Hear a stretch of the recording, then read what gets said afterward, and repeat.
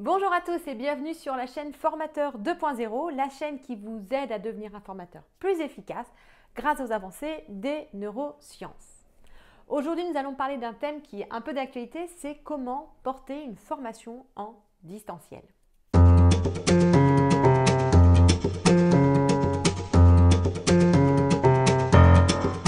Alors, une formation en distanciel, c'est quoi? C'est une formation dans laquelle on n'est jamais en face à face avec les apprenants.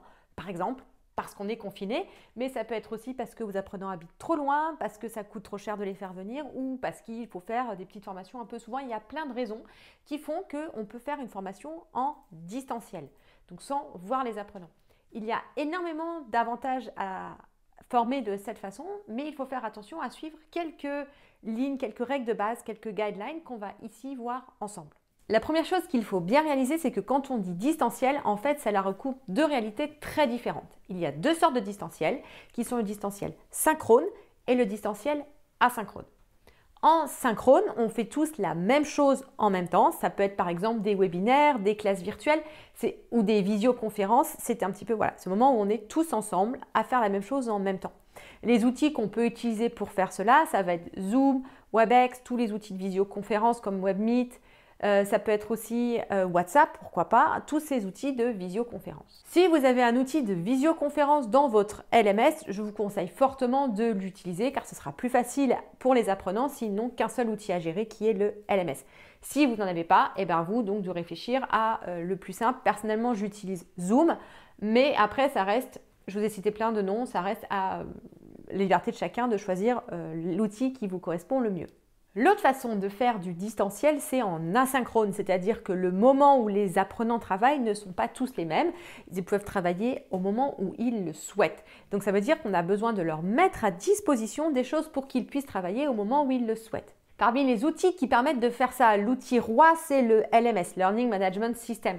Il y en a des très complexes qui sont aussi très complets et qui sont très utiles comme Moodle ou Canva. Ça peut être des choses plus tout en un intégrées comme System.io ou LearnyBox, voire plein d'autres. Il y en a vraiment beaucoup sur le marché. Donc à vous de voir en fonction de quelles sont vos affinités et aussi peut-être de ce que le commanditaire vous demande, c'est-à-dire quels sont les outils que vos apprenants ont l'habitude d'utiliser.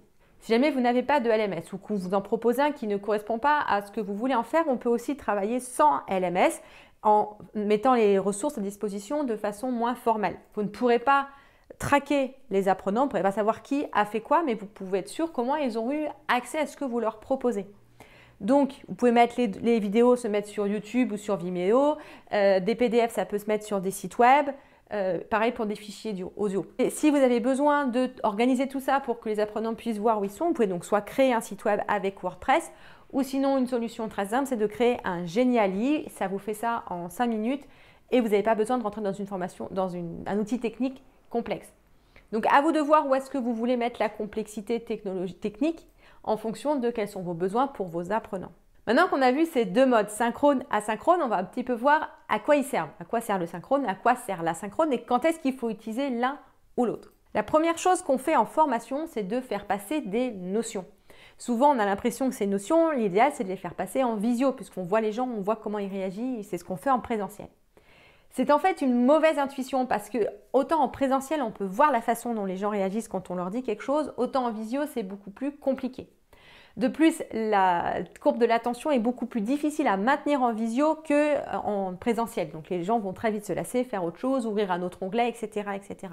Donc pour moi, tout ce qui va être passage de notions se fait de façon prioritaire en asynchrone. En plus, comme ça, chacun peut aller à son rythme au moment où il est en forme pour aller chercher, comprendre ces notions. Donc on peut le faire passer comme par une vidéo, exactement ce que je suis en train de faire. Vous pouvez aussi faire un fichier juste son. Vous pouvez aussi faire un fichier PDF, c'est plus simple pour que les gens aient les choses de format écrite. Une fois que les gens ont eu accès aux notions, il y a toute une phase d'appropriation, d'apprentissage en fait. Et donc cette phase peut être faite en asynchrone et aussi là le synchrone aide beaucoup. Donc par exemple, si vous faites une visio où les gens peuvent poser leurs questions, ou vous faites des exemples ou des exemples argumentés où les gens peuvent réagir, ça c'est effectivement, ça marche très bien.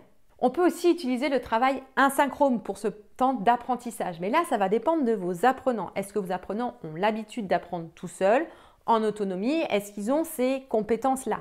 Apprendre à apprendre, c'est une compétence en soi. Si vos apprenants ne l'ont pas, parce que ce n'est pas quelque chose qu'ils maîtrisent. Il va falloir d'abord leur apprendre ou alors faire du synchrone pour l'apprentissage. Et la troisième chose qui est importante à faire en distanciel, c'est de créer une communauté d'apprentissage, que les gens prennent l'habitude d'apprendre ensemble, qu'ils sentent qu'ils font partie d'une communauté, qu'on est tous en train d'apprendre ensemble, qu'on a tous le même but, parce qu'on le rappelle que l'apprentissage est quelque chose de social en fait. On apprend par les interactions qu'on a avec les autres apprenants.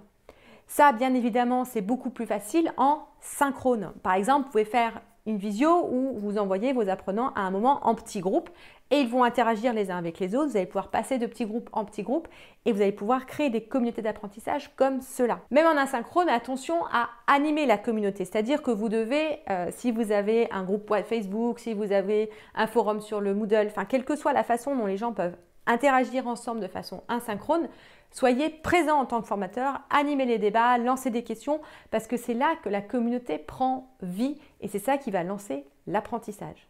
Enfin, la dernière chose qu'on fait en formation, c'est l'évaluation. Alors vous savez, moi je prône l'évaluation même quand il n'y a pas de certification.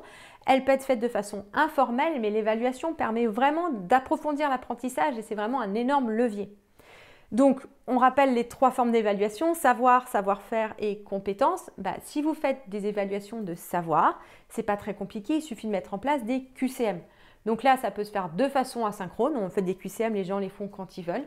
C'est bien complémentaire avec les vidéos ou les supports, donc moi je vous conseille ça. On peut aussi, pourquoi pas, si vous voulez créer une communauté, faire une visioconférence où vous mettez un Kahoot en parallèle, c'est-à-dire des questions où les gens doivent répondre rapidement, etc.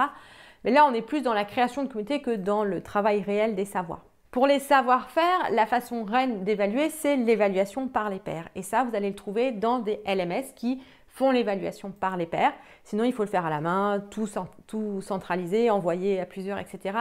C'est plus compliqué. Mais en tout cas, ça marche extrêmement bien. Ça lance vraiment une dynamique d'apprentissage parmi les apprenants. Et en plus de voir ce que les autres font, ça les fait apprendre eux aussi. Donc vraiment, si vous arrivez à mettre en place l'évaluation par les pairs, c'est vraiment un super outil. Pour la dernière évaluation, donc l'évaluation des compétences, là, on va mettre les apprenants en projet, que ce soit des projets individuels ou des projets ensemble. Pour l'évaluation, elle peut se faire soit de façon asynchrone, les apprenants donnent un dossier et vous allez vous le corriger, l'évaluer en tant que formateur, ou de façon synchrone avec une soutenance qui peut même se faire à un groupe soutien. On fait une vidéoconférence à plusieurs et donc là, vous allez pouvoir interagir sur de l'oral. Voilà un petit peu toutes les façons, tous les outils qu'on a quand on fait du distanciel. On voit que c'est beaucoup plus large que juste on va faire la même chose que d'habitude en visioconférence, qu'il y a une vraie ingénierie pédagogique à faire derrière pour réfléchir à qu'est-ce qu'on fait en synchrone, qu'est-ce qu'on fait en asynchrone et quels sont les outils qu'on va mettre en place.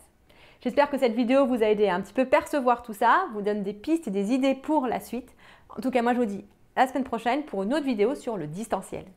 Si vous avez aimé cette vidéo et que vous voulez en savoir plus, je vous offre en description la trousse à outils du formateur 2.0.